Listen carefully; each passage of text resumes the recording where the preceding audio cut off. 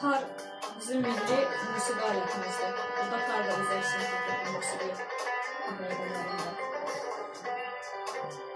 Hamısı bunların bizim milli mənəvi dəyərlərimizdir. Şeirlərimiz, musiqilərimiz, yazıçılarımız, musiqi alətlərimiz, anamız, atamız, torpağımız, vətənimiz, xalqımız, dilimiz, dinimiz, himnimiz, gerbimiz, bayrağımız, şəhidlərimiz.